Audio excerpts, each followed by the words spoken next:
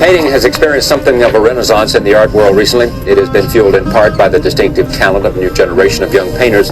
Their styles vary widely, with influences ranging from abstract expressionism to photorealism. What's happening? Is there a movement? Is there a trend? Or is it simply that at the end of this decade, there's just more focus on painting? Take a shot at that. Perhaps not just the end of the decade, but it's corny, but the end of the century. Yeah. I think that may be something to do with it. I don't think, there isn't a movement, I don't think. There's a hell of a lot of painting going on. I think more than there has been for quite a long time. But that it's something that sort of happened quite naturally. And I didn't really see it coming, but just became aware over the last year and a half that more and more shows that I was seeing in New York, it was becoming far more common to walk in and see paintings in an exhibition, in a gallery, where a couple of years ago, painting was a rarity.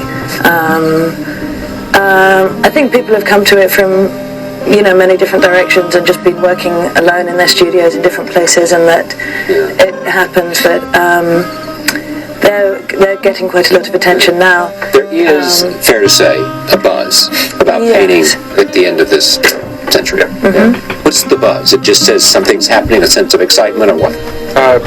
People are usually looking for something to focus on, and I think the different medias are looking for something to talk about, and right now there seems to be a buzz about something constantly. I think you've seen that in the media news and how they've dealt with a lot of the stories that are non-art stories, and how it's a packaged thing. There's an emphasis to package things and put an emphasis on it. All of us, I think, have just been creating work that we wanted to since we were, infants and started off doodling. What the buzz is about, none of us really seem to understand completely, simply because it doesn't affect what we were going to do, what we are doing, and what we have done. What I'm talking about now is the least interesting thing about what we want to talk about, which is what's sort of the buzz. I really want to say, what is it you guys are doing? As I think I know,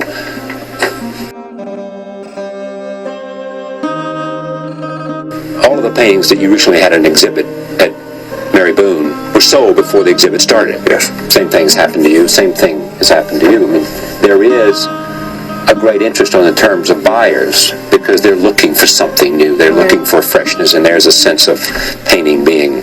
Well, from my understanding, the 80s art market, which got a lot of attention from the records and price sales that they had at auction and stuff, created a lot of general interest in the general public and put a lot of focus on the art world and the art market.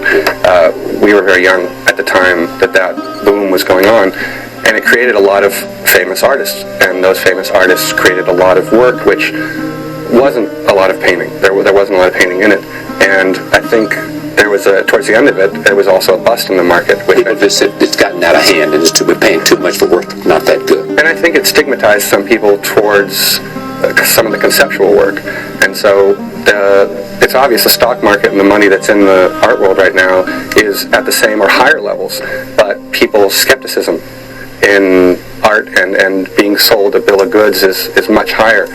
Painting is something that you can see at the Met, that you can see at the National Gallery, that you can see having been around for a long, long time. It's easy for people who don't have to be told that they need to appreciate it to see the worth in it. And so I think that it's generally people are more accepting of things like painting and sculpture and photography right now. Did you once, when you decided to become a painter, go and study